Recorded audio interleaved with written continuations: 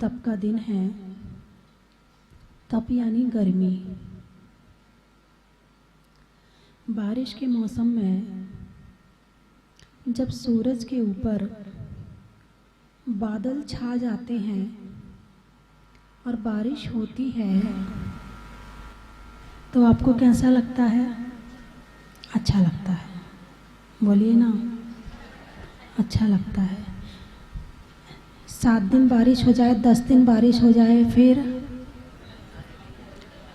15 दिन हो जाए, फिर तो भगवान से प्रार्थना करने लगते हो, हे भगवान लगातार धूप रहे आप सहन कर लेते हो, लेकिन लगातार बारिश रहे वो आपसे सहन नहीं होती है। बात समझ में आई कि नहीं? यानी सूरज गर्मी देता है। सूरज क्या करता है? गर्मी देता है। तुम्हें गर्मी की आवश्यकता है। तप यानी गर्मी। तप यानी गर्मी। तुम्हें का मतलब तुम नहीं, तुम्हें का मतलब शरीर। तुम्हें का मतलब शरीर।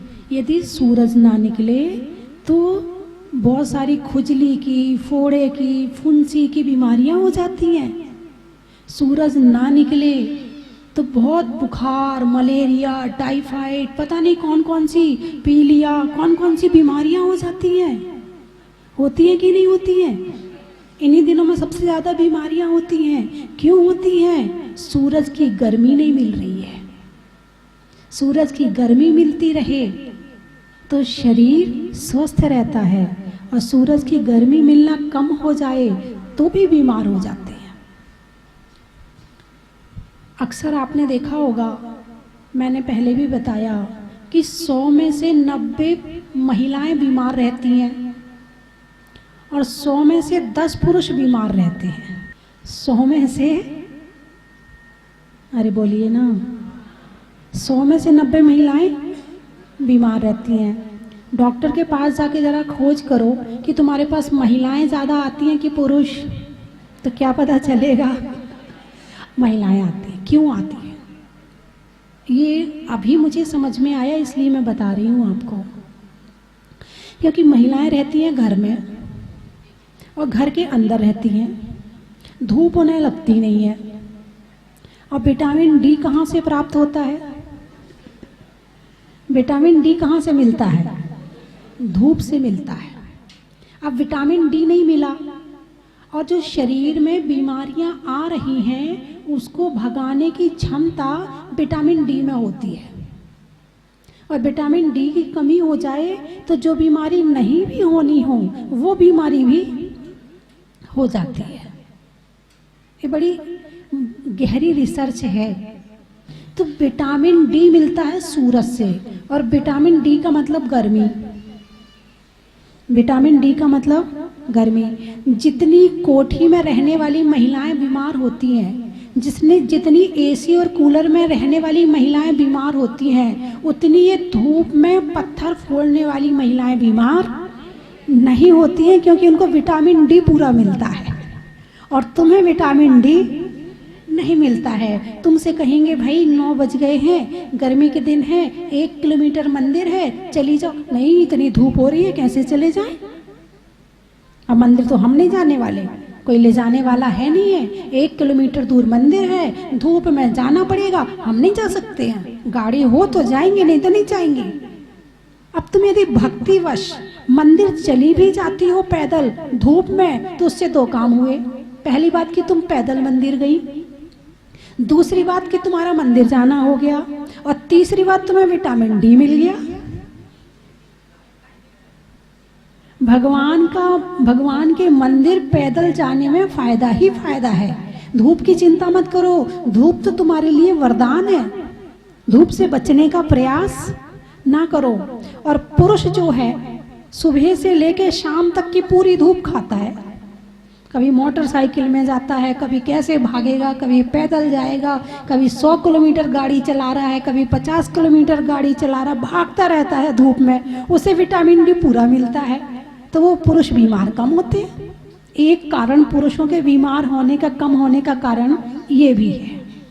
तो तुमको यदि कभी पैदल जाना पड़े तो आज के बाद से आप आलस मत करना। ये मत कहना कि धूप लगेगी, ये सोचना वैसे तो धूप में बैठते नहीं है, चलो इस बहाने थोड़ा धूप में भी निकल जाएंगे। और जब आप डॉक्टर के यहाँ जाते तो डॉक्टर भी आपको सलाह देता है, बताइए देता कि नहीं देता? थोड़ा धूप में बैठा करो, थोड़ी धूप लिया करो, कहता कि नहीं कहता आपसे? एक सूरज की गर्मी जब शरीर को स्वस्थ कर सकती है तो तपस्या की गर्मी हमारी आत्मा को स्वस्थ कर सकती है। सूरज की गर्मी से शरीर की बीमारियां ठीक होती हैं और तपस्या की गर्मी से आत्मा की बीमारियां ठीक होती हैं। दोनों तरह का तप जरूरी है। शरीर के लिए सूरज का तप जरूरी है और आत्मा के लिए धर्म वाला तप जरूरी है। यदि दोनों में से एक भी तप छूट जाएगा तो बीमार हो जाओगे। यदि मान लो धूप में घूमते हो और आत्मा का तप नहीं करते तो मन बीमार हो जाएगा, और मन बीमार होगा तो शरीर बीमार हो जाएगा। बात समझ में आई कि नहीं? यदि दिमाग में अधिक टेंशन होगी तो शरीर बीमार होगा कि नहीं होगा? शरीर बीमार दो वजह से हुआ, एक तुम्हारी विटामिन डी की वजह से और एक तुम्हारे मानसिक स्थिति की वजह से।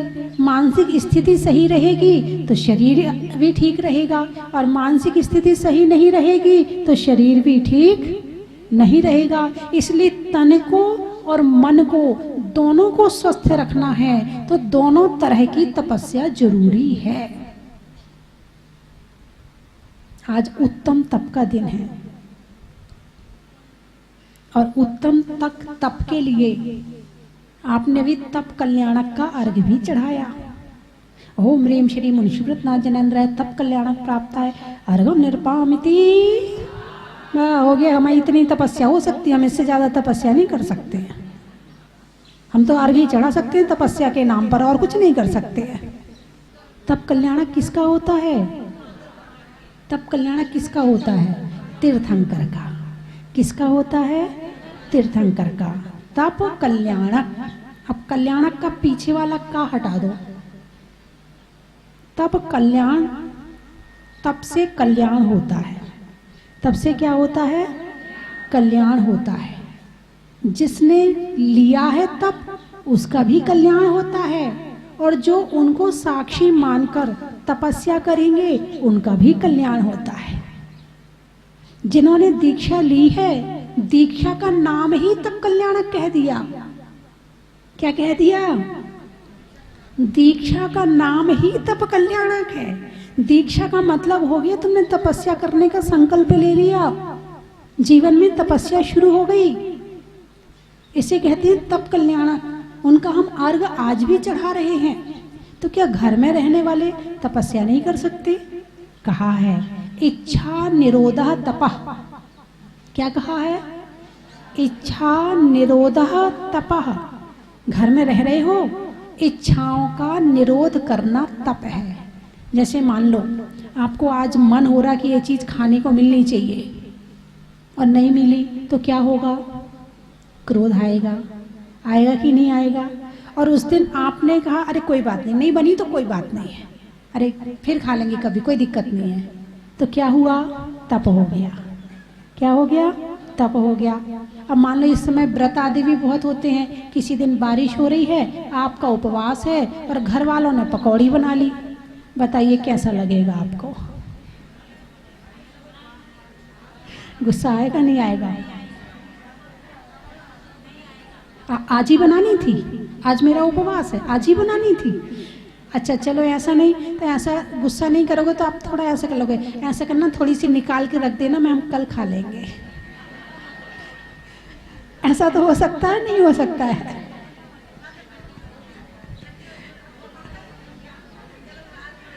यही तो मैं कह रही हूँ, उपवास करने का मतलब क्या है? इच्छाओं का निरोध करना। रस परित्याग करने का क्या मतलब है? इच्छाओं का निरोध करना।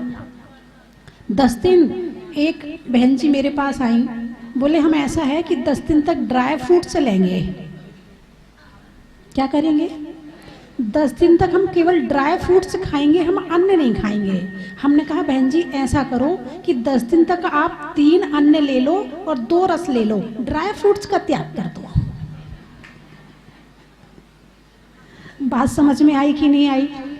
ड्राई फ्रूट्स खाओगे तुम आसक्ति से खाओगे, रुच रुच के खाओगे, अच्छा मान के खाओगे, वहां तुम्हारी तपस्या नहीं हुई। और तुमने केवल 2 रस लिए और अन्य 3 लिए, तुम्हारा पेट उसमें भी भरेगा, इसमें भी भरेगा, मगर इसमें तुम्हारी आसक्ति नहीं रहेगी। इसलिए 10 दिनों के लिए जो चीजें तुम्हें ज्यादा अच्छी लगती हैं वो सबसे पहले छोड़ो। ये भी एक तपस्या है। जैसे 10 दिन के लिए ड्राई फ्रूट्स का त्याग कर दिया, अब दूध तो जरूरी है, लेना पड़ेगा, दूध की कोई बात नहीं, वो आपकी आवश्यकता है, आपकी जरूरत है। लेकिन ड्राई फ्रूट्स आपकी जरूरत नहीं है, शौक में। भाई शाम को हम कुछ नहीं खाते, हम तो केवल थोड़ा सा, थोड़े से, इतने से थोड़े से काजू और इतनी सी किशमिश और इतनी सी बादाम और बस 1-1.5 गिलास दूध और थोड़ी सी मूंगफली और मखाने थोड़े से। अरे इससे अच्छा तो 2 रोटी खा ली होती।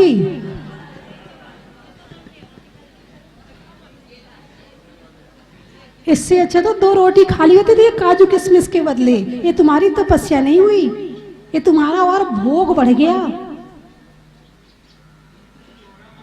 हैं?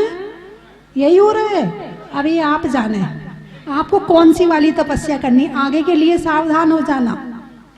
मैंने आपको बता दिया, तपस्या का मतलब इच्छा निरोध है। तप, जिन चीजों की इच्छाएं रहती हैं, जो चीजें अच्छी लगती हैं, सबसे पहले उन्हें छोड़ना है। यदि उनको नहीं छोड़ पाए तो तुम्हारा तप का अर्घ चढ़ाना बेकार है। तप का अर्घ चढ़ाना बेकार है। तुमने अर्घ तो चढ़ाया मगर उसका फल प्राप्त नहीं किया। तुम्हारा बच्चा स्कूल जाए, तुम पूरी फीस भरो उसकी, रोज स्कूल जाए, वो 5-6 घंटे स्कूल में भी लगाए, बस का भी किराया दो, पूरा खर्चा करो, और यदि तुम्हारा बच्चा फेल हो जाए तुम क्या कहोगे? क्या कहोगे? क्या को गया था स्कूल, वहां जाके पढ़ता लिखता तो है नहीं, फेल हो गया तू, हमारा इतना पैसा बर्बाद कर दिया, कहोगे नहीं कहोगे? स्कूल जाने का मतलब है ज्ञान प्राप्त करना, और ज्ञान नहीं हुआ तो स्कूल जाना बेकार हो गया। इतनी सारी पूजाएं कर रहे, इतने अर्घ चढ़ा रहे हैं और उसका फल हमारे जीवन में नहीं आया, तो इतनी पूजाएं करना। चलो मैं ये तो नहीं कहूंगी जब तक आप यहाँ विशुद्धि से बैठे हैं ठीक है, मगर इसका रिजल्ट मिलना जरूरी है।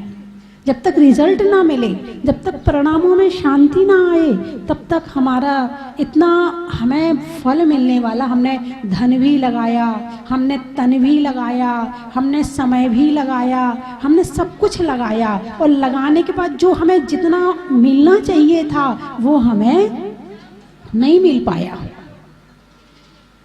बंधुओं, आज तप का दिन है, कहा है 10 दिन का उपवास करो। नहीं कर सकते हो कोई बात नहीं है, एक टाइम खा लो।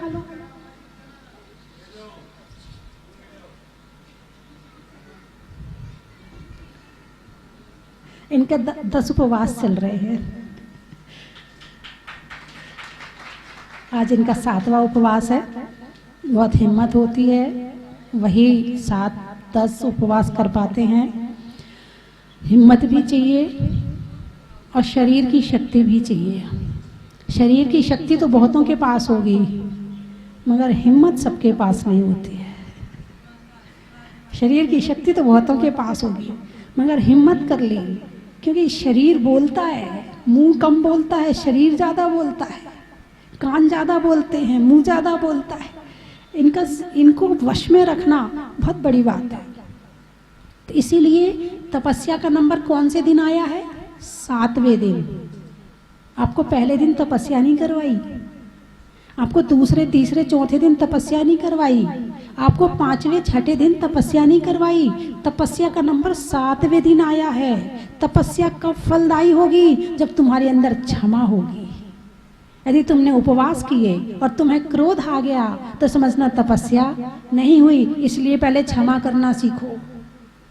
तपस्या करने के लिए कोमल मुलायम होना जरूरी है।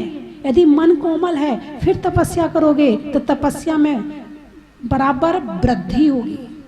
सरल होना जरूरी है। तपस्या भी करी और मायाचारी साथ में चलती रही तो भी अभी पूरा, थोड़ा सा बढ़ा दो, तो भी अभी काम पूरा नहीं हुआ है। अभी लोभ बचा है, लोभ भी चले जा रहा, घर गृहस्थी में सब कुछ इकट्ठे करे जा रहे, खरीदी करे जा रहे और तपस्या भी करे जा रहे। नहीं, अभी तपस्या का फल नहीं मिलेगा। उसके बाद सत्य भी चाहिए तपस्या करने के लिए। उसके बाद इतना सब कुछ होने के बाद में कहा संयम रखो।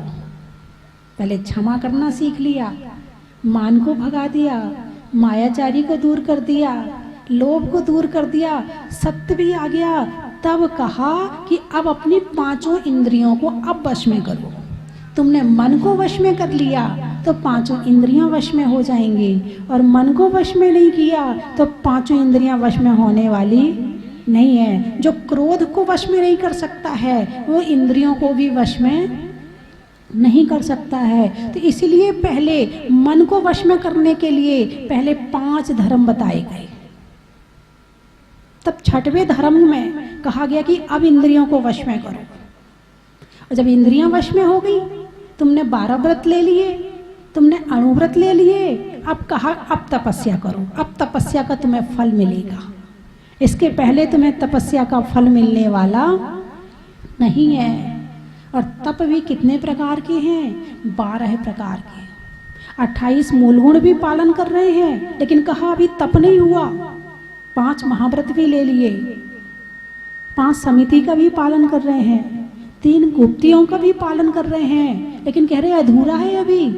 अभी तप करना पड़ेगा तब मोक्ष मिलेगा। इसके पहले मोक्ष मिलने वाला नहीं है। बात समझ में आई कि नहीं आई? जीवन में तपस्या इतनी जरूरी है जितना सांस लेना जरूरी है। बिना तपे तो कोई भी चीज तुम्हारे उपयोग के योग्य हो ही नहीं सकती है। बात समझ में आई कि नहीं? कोई भी, जैसे भोजन, अन्न है, अन्न जमीन में से कब पैदा होता है?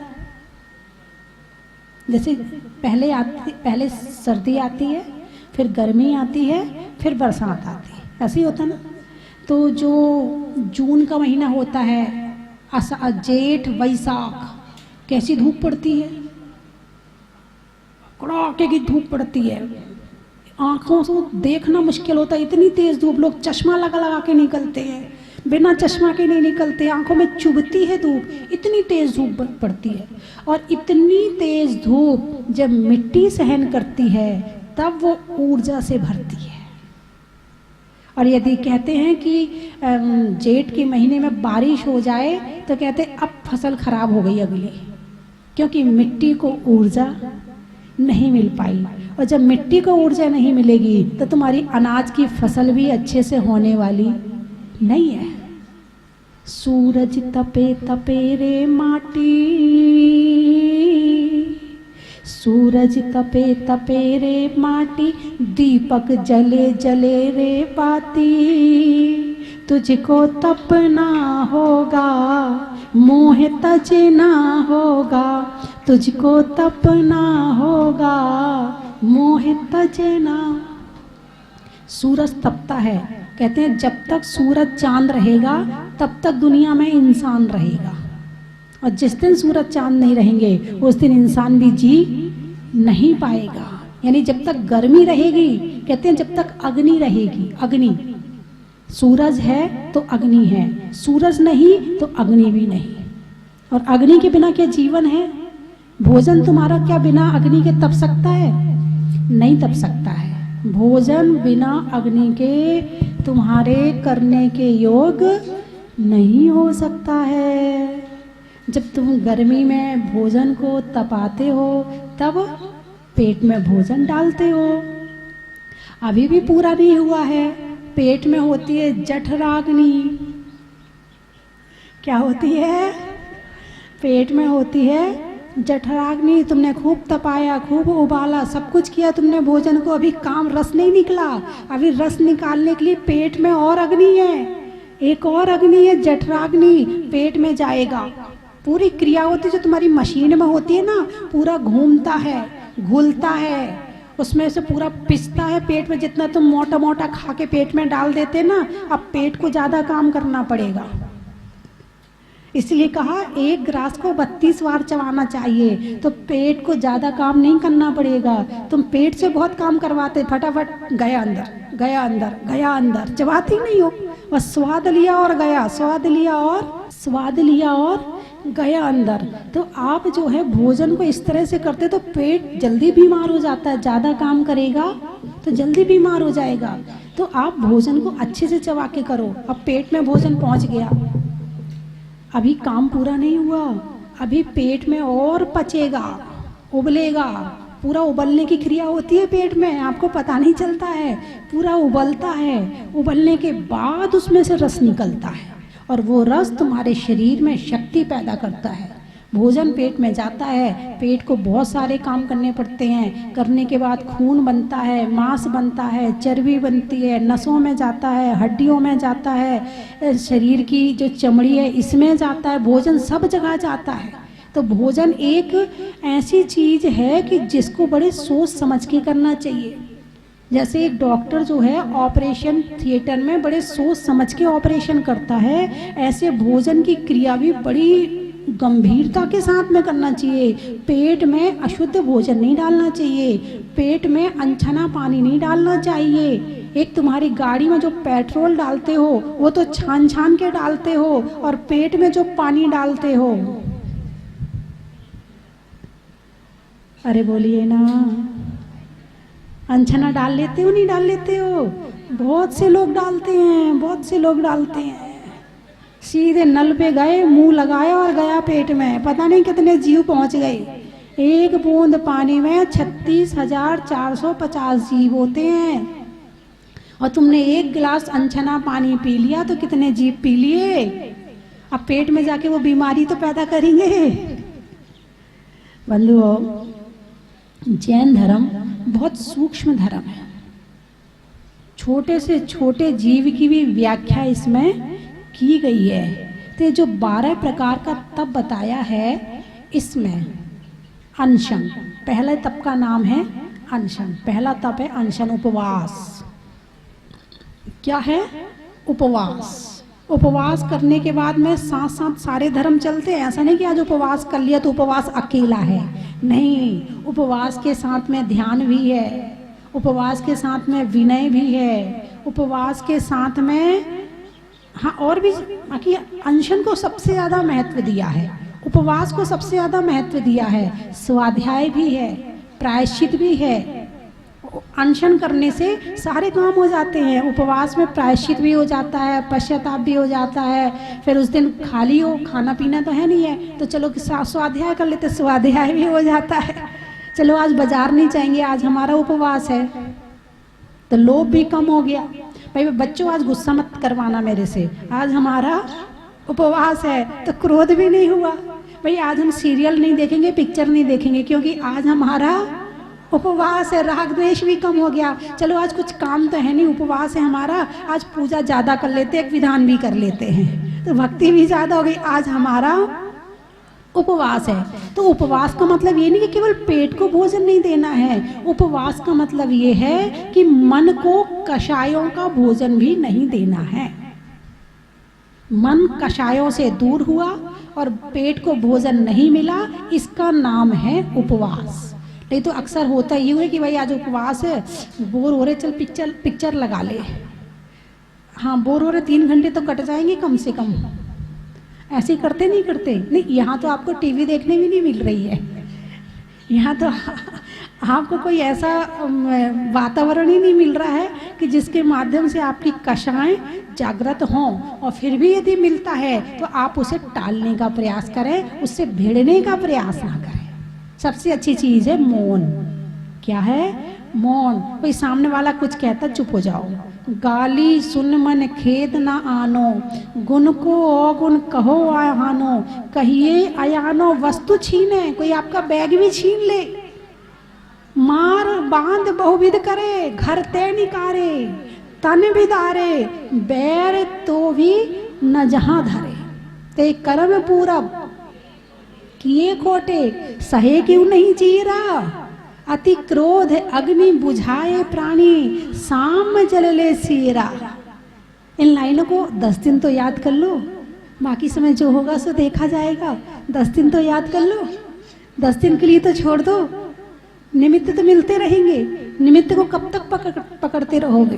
कम से कम 10 दिन त्याग करने का प्रयास करें इन निमित्तों को। अनशन, आप उपवास नहीं कर पा रहे, ऊनोदर करो, भूख से कम खाओ। ऊनोदर भी नहीं कर पा रहे तो रस परित्याग करो, कभी घी छोड़ो, कभी तेल छोड़ो, कभी मीठा छोड़ो, कभी दूध छोड़ो, कभी हरी छोड़ो। ये तो करना ही पड़ेगा। इतना भी नहीं किया तो केवल खाने को जी रहे हैं। बात समझ में आई कि नहीं आई? 10 दिन तो कम से कम जीने को खाओ, खाने के लिए तो बाकी 355 दिन पड़े हैं। रस परित्याग, विविक्त शय्यासन, आपका वो भी चल रहा है। इतनी देर आप एक आसन में बैठ के पूजा करते हैं। काय क्लेश, कभी कभी गर्मी भी लग जाए तो आप शांति से बैठे रहते हैं। थोड़ा कष्ट भी हो जाए शरीर को तो आप सहन कर लेते हैं। तो आपका ये तप भी चल रहा है। प्रायश्चित, अब अंतरंग तप आ गए। प्रायश्चित, आपसे गलती हो जाती है, आप प्रायश्चित भी लेते हैं। आप सबसे जय स्नेहन करते हैं, सबसे मुस्कुरा के बात करते हैं, सबकी विनय करते हैं। तो आपका ये तप भी चल रहा है। प्रायश्चित, विनय, वैयावृत्ति। एक दूसरे के हाथ पांव दबा दिया करो कमरे में जा करके।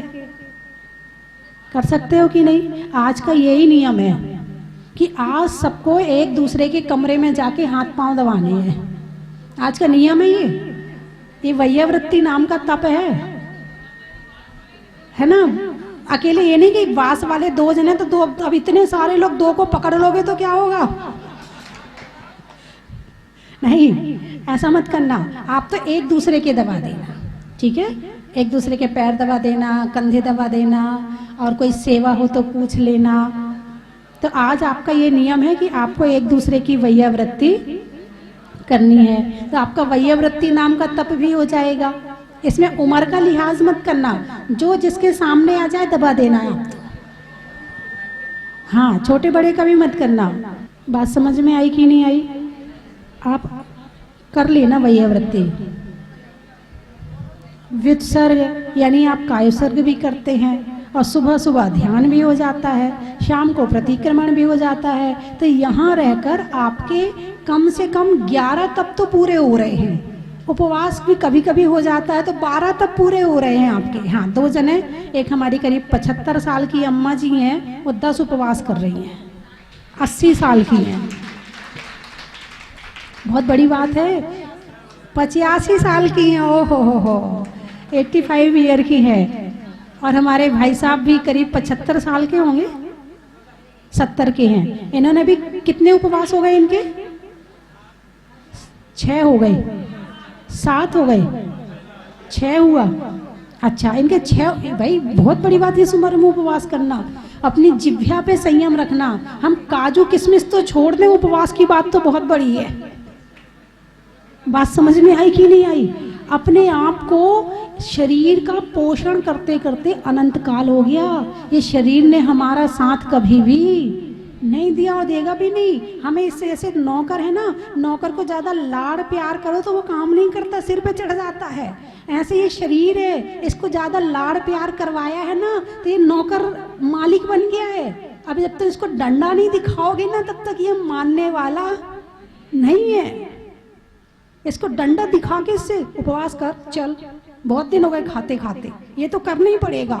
और सोच लेना, चतुर्दशी का उपवास जो बीमार है, ज्यादा वृद्ध है, उनको छोड़ करके बाकी सबको करना है। चतुर्दशी का उपवास अभी से सोच लेना। मैं शाम को पूछ लूंगी कि कौन कौन करेगा। हाँ, सबको करना है। कोई दूध पानी लेके कर सके तो दूध पानी पहले बता देगा कि कौन कौन क्या करेगा, ताकि चतुर्दशी में उस हिसाब से आपकी व्यवस्था हो जाएगी। लेकिन करना जरूर है सबको। ये मत सोचना कि नहीं करना, मैं करवाऊंगी आपसे। आप नहीं करेंगे तो मैं करवाऊंगी आपसे, बीमार की छूट है। भोजनशाला में भोजन ही नहीं बनवाएंगे उस दिन, बंद भोजनशाला उस दिन। और जितने जहाजपुर वाले बैठे सारे उपवास करेंगे उस दिन, चतुर्दशी का, अनंत चतुर्दशी के दिन सब उपवास करेंगे। बच्चे 8 वर्ष से ऊपर के बच्चों को भी करवाना है, अधिक 8 वर्ष से नीचे जो छोटे बच्चे होते हैं उनको छोड़कर, और जो अधिक वृद्ध होते हैं उनको छोड़कर, बाकी सबको तपस्या करनी चाहिए। तपस्या के बिना हमारी आत्मा कभी भी अच्छी होने वाली नहीं है। तप कल्याणक होगा तो ज्ञान कल्याणक होगा, और ज्ञान होगा तो मोक्ष होगा। तप नहीं होगा तो ज्ञान भी नहीं होगा, और ज्ञान नहीं होगा तो मोक्ष भी नहीं होगा। तप से ही सुख की शुरुआत होती है। करने में अच्छे कृत्य का, राजा में भृत्य का, और धर्मों में उत्तम सत्य का। पानी में खौलने का, बनिया में तौलने का, और सत्य वचन बोलने का। नदी में नाव का, शरीर में पाँव का, और भावों में सत्य के भाव का। अनाज में दाने का, इनाम में पाने का, और अपने माध्यम से किसी का झगड़ा नहीं करवाने का। जल के गालन का, बच्चों के पालन का, बच्चों के लालन का, और सत्य के पालन का। बोले 24 भगवान की। आप सभी को 10 लक्षण महापर्व की बहुत बहुत बधाई, शुभकामनाएं। भूगर्भ से प्रकटित स्वस्ति धाम जहाजपुर में विराजमान 1008 श्री मुनीश्वरनाथ भगवान की कृपा और परम पूजनीय गणनीय रेखा रत्न स्वस्ति भूषण माता जी का मंगलमय आशीर्वाद आप सभी पर हमेशा बना रहें, और ये कोरोना महामारी जल्दी खत्म हो और आप जहाजपुर आकर के बड़े बाबा के दर्शन कर सके, अभिषेक कर सके, शांति धारा कर सके, ऐसी भावना बाता हूँ। बंधुओं, 10 लक्षण महापर्व में एक दिन आता है उत्तम त्याग का, और उस उत्तम त्याग में भी महत्व है दान का। हमारे शास्त्रों में 4 प्रकार के दान बताए हैं: औषध दान, शास्त्र दान, अभय दान और आहार दान। इन सब में भी आहार दान का विशेष महत्व है। इसको विशेष बताया गया है क्योंकि श्रावक और साधु इस धर्म रूपी रथ के 2 पहिए हैं। साधु के बिना ये धर्म रूपी रथ नहीं चल सकता, और न श्रावक के बिना चल सकता है। बंधुओं, आहार के द्वारा हम साधुओं के शरीर की रक्षा करते हैं, और साधु अपनी चर्या के द्वारा, अपने प्रवचनों के द्वारा हमारी आत्मा का कल्याण करते हैं। इसीलिए आहार दान का विशेष महत्व बताया गया है, और यह आहार दान की परंपरा चली है भगवान आदिनाथ के समय से। भगवान आदिनाथ को सबसे पहला आहार दिया था राजा श्रेयांस ने, और उसी समय से यह परंपरा चलती आ रही है, और इस परंपरा को हमें भी आगे बढ़ाना है।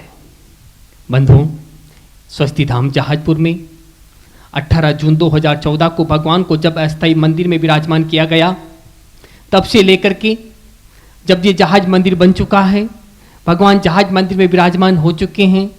कई साधु संत, आर्य का माता जी, तपस्वी, कई यहाँ पर त्यागी वृत्ति सब यहाँ पर आए हैं, और जब भगवान के दर्शन करते हैं, इस क्षेत्र को देखते हैं, तो एक बात अवश्य कहते हैं कि ऐसी प्रतिमा के दर्शन हमने आज तक नहीं किए हैं।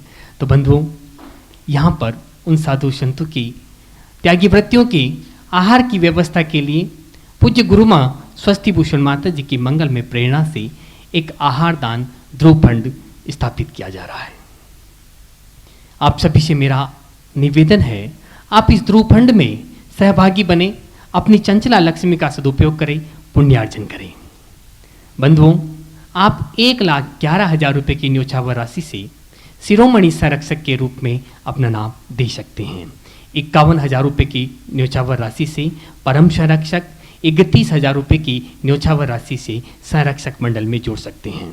साथ ही 21,000 और 11,000 रुपये की न्योछावर राशि से आप श्रावक सृष्टि के रूप में जुड़ करके इस हम इस दान योजना में और आहार दान ध्रुव में अपना योगदान दे सकते हैं, पुण्यार्जन कर सकते हैं। जो संरक्षक मंडल तक के नाम होंगे उन सभी के नाम की शिलापट पे वहाँ पे लिखवाए जाएंगे। जो आहारशाला यहाँ पर स्थापित की गई है उसके अंदर आप सभी के नाम की वहाँ पर लिखवाए जाएंगे। साथ ही आप सभी के नामों की घोषणा पारस चैनल पर भी की जाएगी। तो बंधुओं, 10 लक्षण महापर्व चल रहे हैं, आप अपने नाम की घोषणा करवा सकते हैं, अपना नाम दे सकते हैं। चन की थाल को सजाओ रे आज, रत्नों की थाल को भर लाओ रे आज। आओ आओ करे रे गुणगान आरती भगवन की। आओ आओ करे गुणगान आरती भगवन की। आओ आओ करे रे गुणगान आरती भगवन की।